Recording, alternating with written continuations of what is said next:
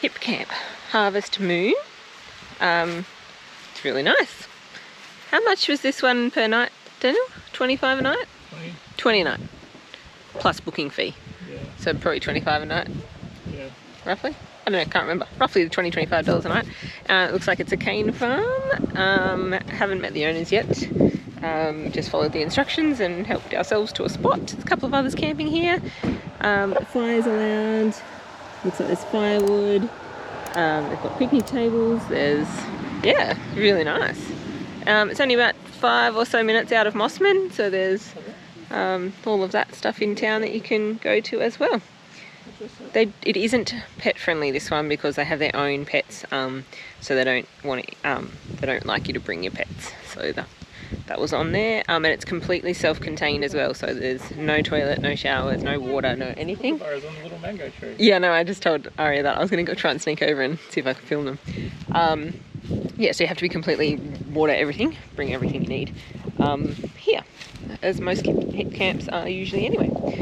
When we got here, there's the mango tree, and there's 2 kookaburras. I'm going to try and sneak up. What have we just done? Massive shop. How much? $730 or something? Yeah, without meat. No meat. So we're going to the butcher. Yeah. So try that meat. Why do you think we need such a big shop in Mossman? Tell me. Say it again. We're doing the cake. That's why we need to do a very big shop. That's right. Okay. What are you up to, Daniel? I'm bodging up a dust protector, rock protector for the bottom of the caravan for the Cape. Bought a thin sheet of rubber stuff from Bunnings. It was like $20, I think. And I'm just cable tying it to this cross member and hoping that it holds with enough cable ties. I should probably, like, if I was legit doing this, I should have got like what are those things that make the holes in like tarps and stuff? Eyelets? Yeah. Yeah, I probably should have done eyelets all along. But we'll just see how slits do. Slits and cable ties. Yeah, we'll see. Well, Cool. the worst that can happen is then it's as if I haven't done it at all, which is not, shouldn't really be necessary. But We just want to do a little bit just to try and reduce any chance that something goes wrong. yeah, Majorly, I guess. A little bit. Then we'll feel better about ourselves that we've tried, at least. yeah, So, and you can see here, Daniel's done a pool noodle, and that's over our water pipe for the tap at the front of the van. And he's just also put in just a bit of foam, curved it around there, just to stop any rocks and stuff hitting this tap. I've heard that's a big failure point. Say that again, sorry. The newer retreat phrases have a little metal Like a little... shield for Shield. it in front of it. Yeah, because they obviously have learnt yeah. from their mistakes. Yeah. We're also... What else are we doing for it? We're going to try and do something similar to the black bit here at the back of the truck, just to try and reduce the amount that's going to spray up on the front part of the van. There's a water cable in between the 2 water tanks that comes out from the protection a little bit, so I've just pool noodled that, and I've put a bit of foam over the dump taps for the water tanks as well, because I've heard that can get knocked off with a rock and you lose all your water in the water tank. So Cool. but that's about it. It's What about pretty this well under protected here? anyway. That little tap thing there. What's that? Should that be protected? No, that's gas. That's fine. It's all metal. Okay, cool. Yeah. Cool. Yeah, getting there. Prepping the Cape. I am still about an hour and a half maybe later putting away the groceries and figuring out where it's all going to fit. I could just dump it all in places, but then I'll forget where I've put stuff and it'll annoy me. And I'll also have put regular use stuff in a hard to get place or something, like under the lounge. So I'm kind of trying to put stuff where I can easily get to it when I need to and remember. So strategically put stuff where I can remember it is, because I'll be annoyed if I don't do it. That's about it really in terms of Cape prep. We went to the butcher as well today. excuse me, and here in Mossman, and and we ordered a bunch of meats to cryovac, so they'll have that done for us tomorrow, and we'll pick it up tomorrow afternoon, so that'll be good. That'll go in the freezer as well, so it'll be cryovac and frozen for a bunch of meals. So yeah, we're aiming for anywhere between 3 to 4, maybe 5 weeks, depends on how everything goes in the Cape, and we just want to really do it all nice and slow, and we've got enough water, got enough food, we'll have enough fuel to just cruise along and enjoy it. And you know, if we get a crappy weather day and we don't want to go somewhere, we can just chill and we'll go the next day. So we do not want to be on a rush or a time frame, so that's why we're doing like as much food and stuff as possible. I know there's shops and everything up there, but the more we have organised and prepared, that means like we don't have to try and get to a shop if we don't want to either. So yeah, some people like pre-cook every meal and stuff. We're not doing that. We're just buying enough ingredients to make food. Yeah, and like our fresh fruit and veg was probably the only thing that we'll have to kind of keep an eye on a bit more. We're going to get frozen. We are going to get some frozen fruit and stuff to like make smoothies if we don't have like any fresh fruit that left at the time and stuff like that. But yeah, so we're not prepping meals or anything like that. We're not doing big cook-ups and freezing meals and stuff. Like, we're happy to do that on the road. We just want the ingredients there ready. So that's us on this cloudy day in Mossman. That's not putting much solar into our truck. Sure isn't. Oh my god, I see blue sky. First blue sky for the day. And the sun's probably too far gone to actually make use of that blue sky. Oh well, that's life.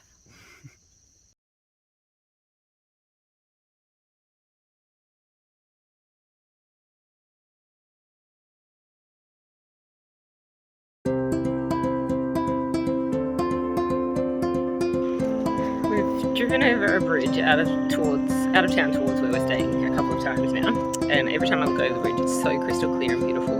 But this morning after breakfast we're riding home. I decided I'd stop in and have a look, and it is definitely gorgeous. Apparently crocodiles are only here like when it's high tide or like flood, mainly like the wet season flooding and stuff like that. And while ever it's super shallow and clear, they don't generally have any in here. They kind of just go with the tides.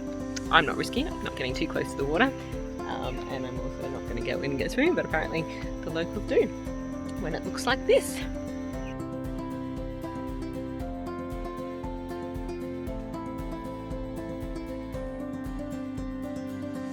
Cape preparation begins. This is our overflow and a little bit of room for day trips.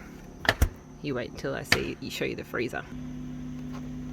That is chock-a-block full of meat from the butcher. Most of it's in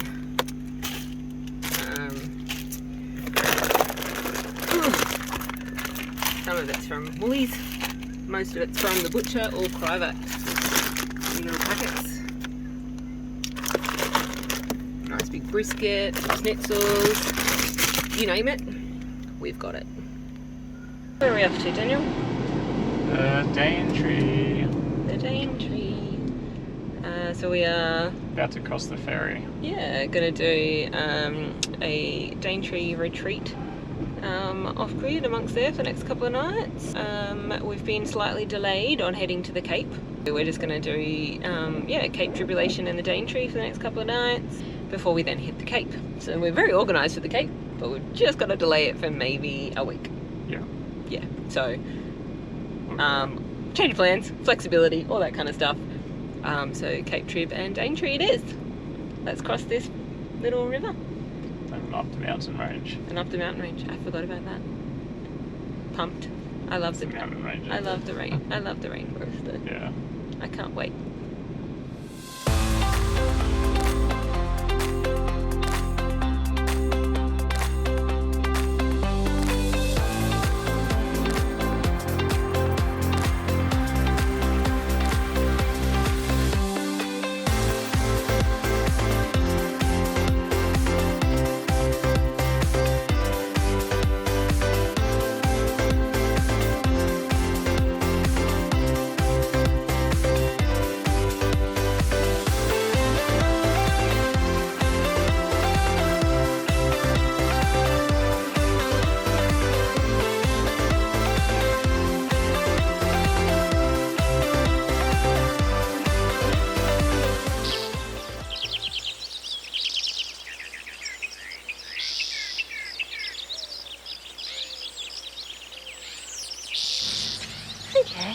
We arrived at Lync Haven Rainforest Retreat.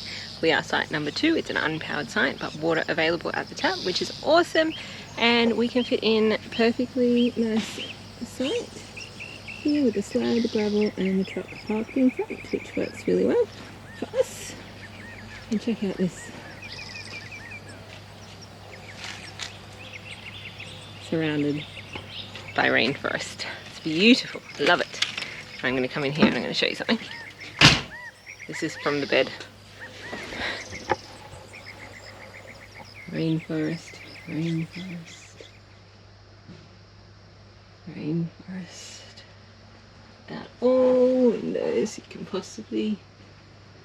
All you can see is rainforest. Behind the truck anyway. You can see rainforest.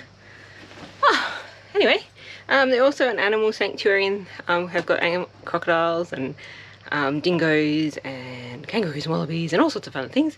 And they're doing a feeding thing at 3:30, which is in 10 minutes, so that's where we're going. So we've set up pretty much everything we need to, and now we're going to head to the feeding. We'll take you along, obviously, because that's what we do.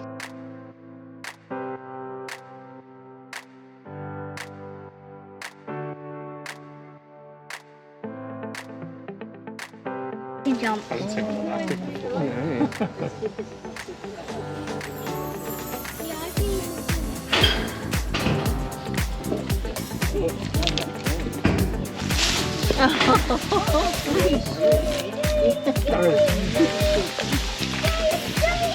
Okay, now this particular crocodile has been here for a number of years.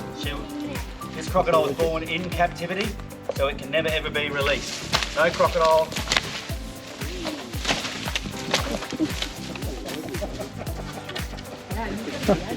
No crocodile that's born in captivity can ever be released. It's against the law, okay? Because they see humans as food givers. Now, this guy looks a little bit hungry at the moment, so what I'll try and do is keep it short and sweet. You gonna let me speak? You gonna let me speak? Okay. I don't think she is gonna let me speak. Get it. You gotta get out of here. Away from my...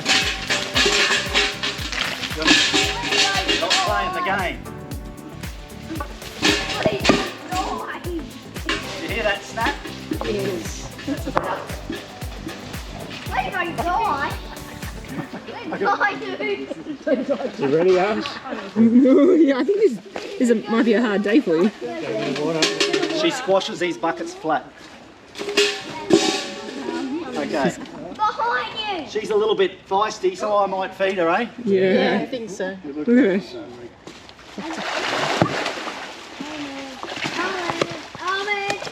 Right.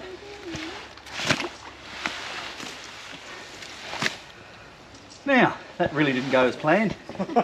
Well, you're still talking. Try and, she wants to go back to the water, so I'll take that off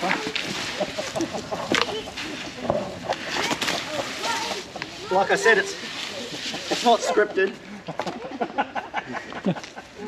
Now, what was I saying when I first walked in? Only fools go behind the cage. Now, this crocodile's born in captivity, can never be released, okay? Look at her. She's going, you're not having this. No, it's my chicken, or my rooster. Apparently people don't like roosters.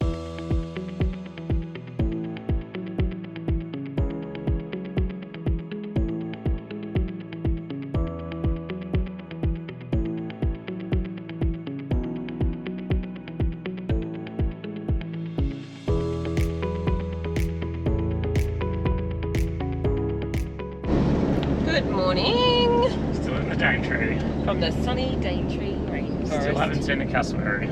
Oh look, take care. Recent crossing. Hopefully, it's like recent, like this morning now.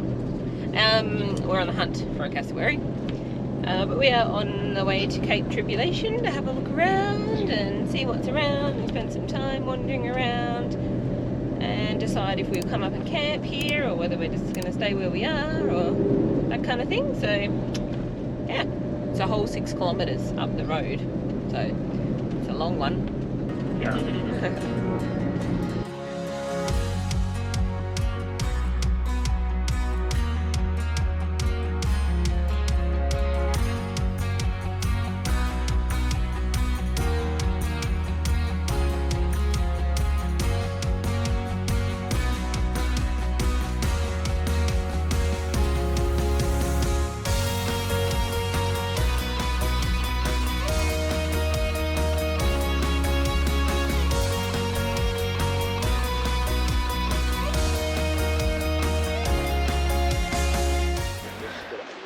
First stop today is the Cape Tribulation Beach. Kulki, I believe. Kulki, Beach, Aboriginal word for it. Welcome to Cape Trib.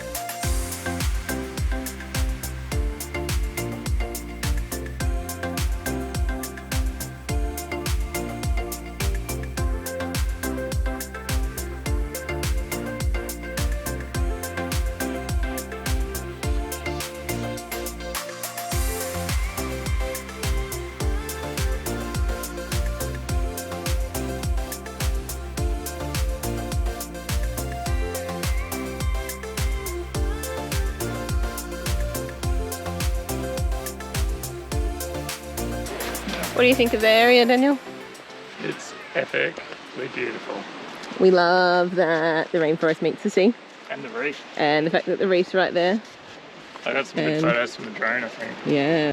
Now we're sussing out if there's any landscape photos as well from the camera over here. Obviously staying away from the water because it's crocodile country. Yeah. Cape Trib. I think we came over here last time, but decided it wasn't without going too far, too deep.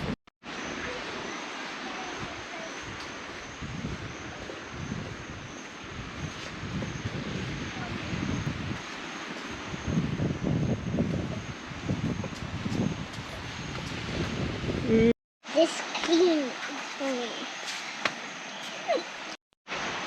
Alright, so got the camera out. I found a nice composition that I like. I'll just show you on the camera. So at the moment it's sort of this tree on the left sweeping up and this tree on the right coming across, and it's a bit like a window with an interesting mangrove in the middle of it. We'll see how that works out. I've done a few extra options. I've done a bit of further to the right and a bit further to the left. And I've also done one zoomed in a bit with just that window in the middle. So I'll see which ones I like better in the computer, but it's done, so the options are there. Yeah, settings for this one, ISO 100 as usual in the daytime. I've got a circular polarizer on, I'm shooting f13 and 1.3 seconds for these images. So you can see what it looks like in the camera screen, kind of.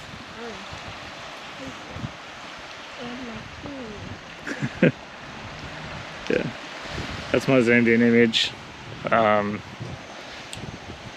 Yeah, it's not, well, I looked for crocodiles as well before I came out here. Put the drone up and looked for crocodiles. Alright. And we're still staying back from the water enough.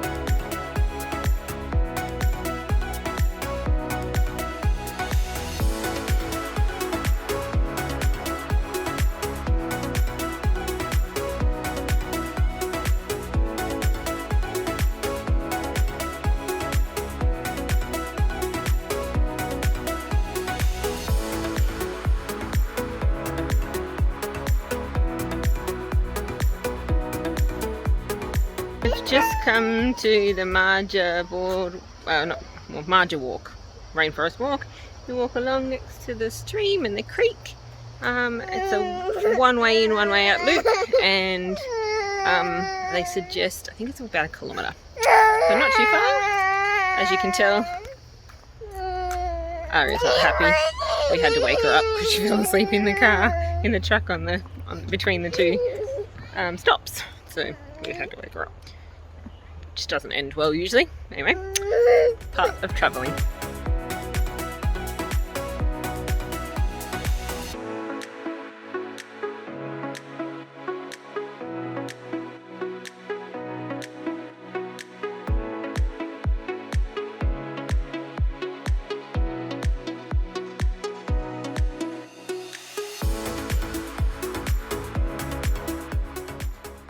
Just saw a cassowary. Well, saw 3 actually. And they're a little bit far away, but I zoomed as much as I could between the trees, and they were not too far, maybe 5 meters or so, which is so cool. Far enough that I felt safe. Could have been a little closer so I could get them a bit clearer. But super cool because I could see them.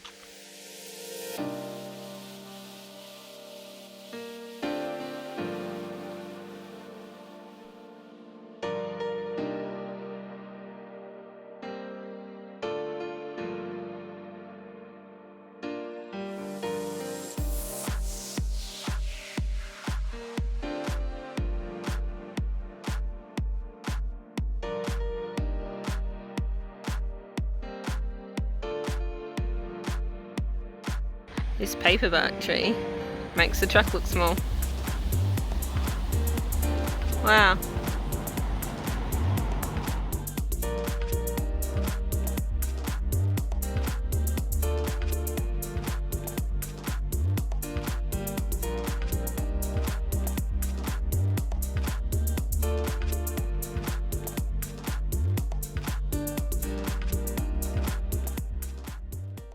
Good morning. Another day in the Daintree. Today's adventure, well, this morning's adventure, is the Daintree Discovery Centre and Sky Tower. I've heard it's really good, so we thought we'd give it a shot.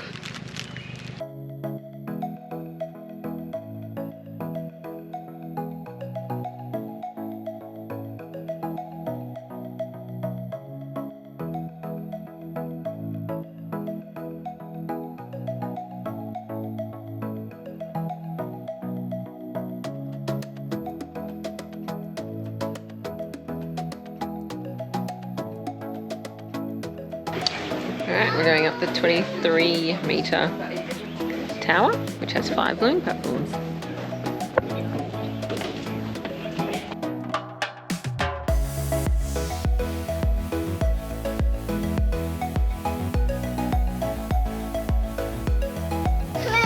The canopy tower is so worth it. It's 112 steps, so it's a fair way, but there's 4 levels to stop at along the way, so if you get puffed, you can stop and at each of the levels, different levels of the rainforest, information all around and stuff like that, and they've got seats and stuff for you to take a quick break. And at the top is a beautiful view.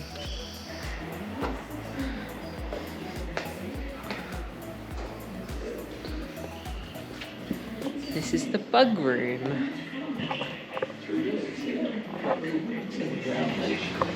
They also have an aquarium section that shows you the different fish of the rainforest streams and rivers, which is cool.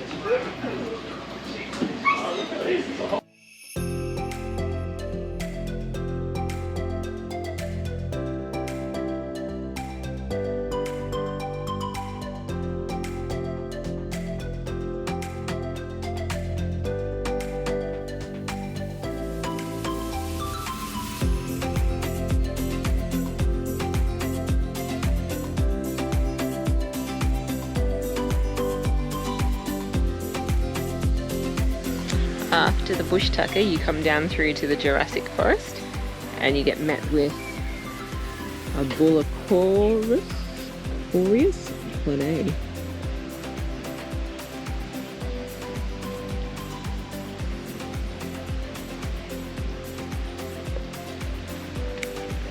Let's see what else there is.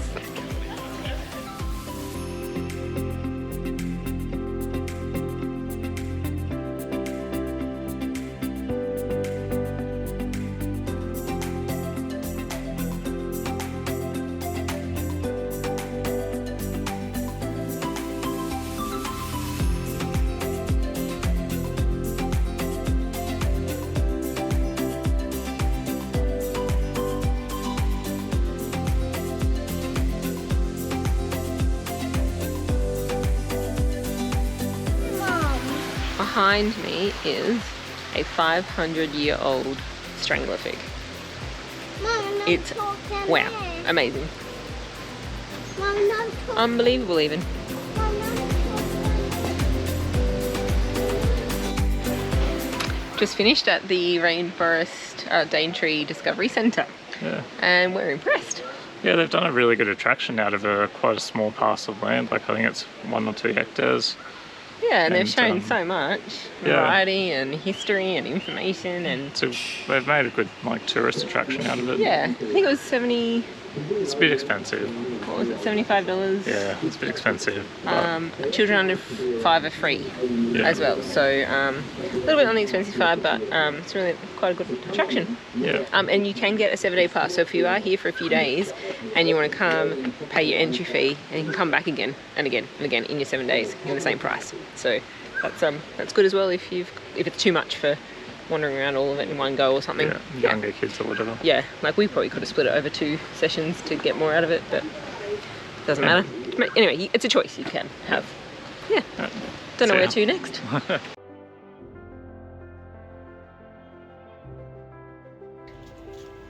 At Lync Haven? Possibly. I was rudely interrupted. At Lync Haven, they have a few walking tracks that you can do through the forest, which is nice. The Musky Rat Trail, Amethystine Trail. So we're just going to do one of those and have a wander, a relaxing wander.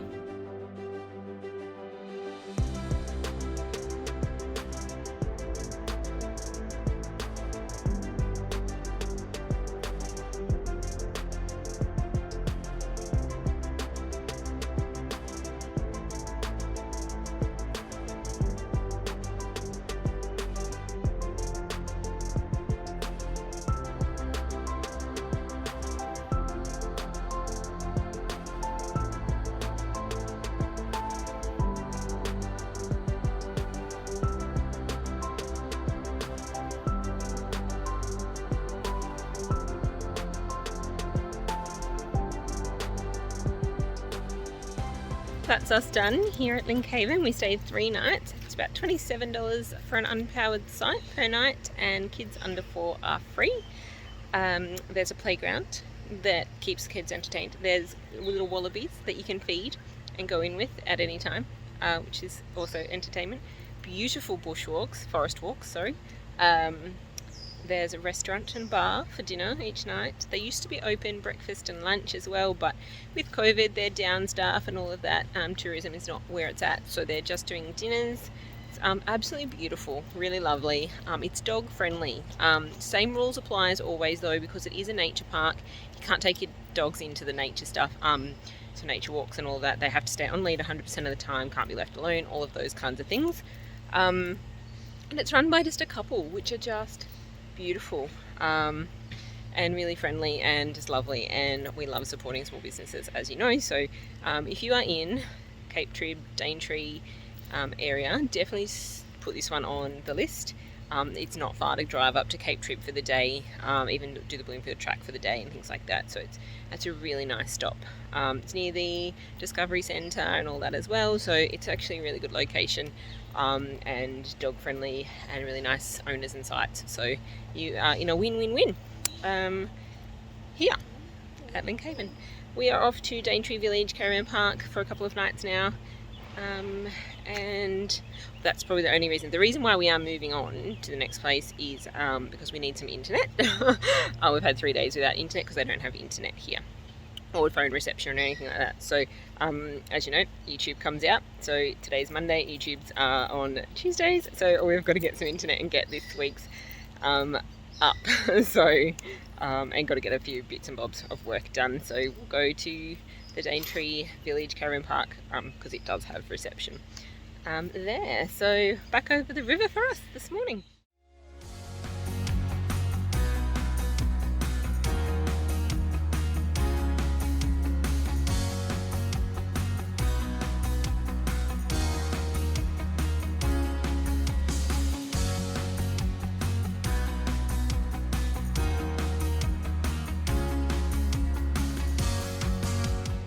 We've just gone for a walk around the block of Daintree Village and we've come across a big barramundi.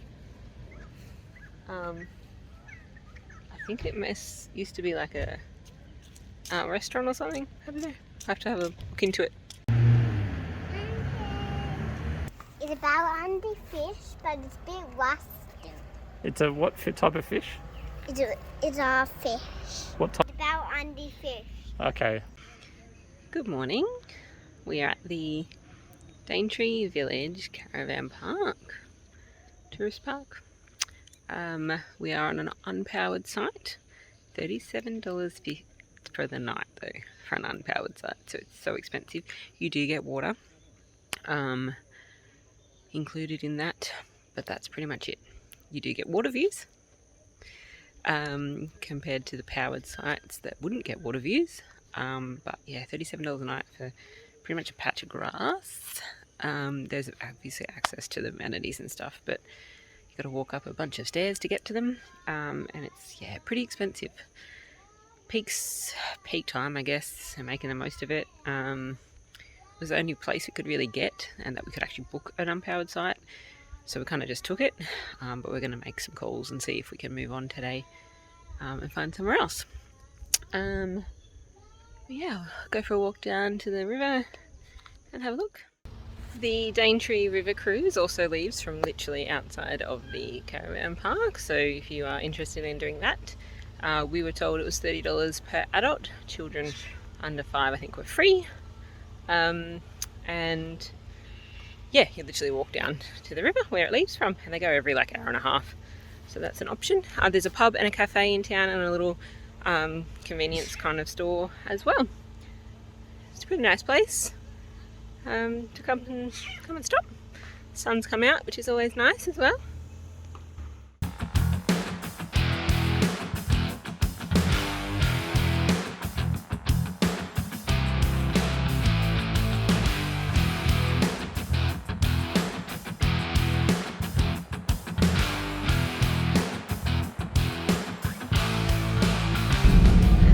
That brings us to the end of the Daintree area, I guess. Mossman, Cape Trip, Daintree, and you can tell it's humid because I'm sweating. Ugh. We'll probably be back to the area to do like Bloomfield track and stuff like that, but we're heading to the Cape now. We have decided to hit the road and head towards the Cape and get that started. So coming up in the next episode will be Cape York Peninsula.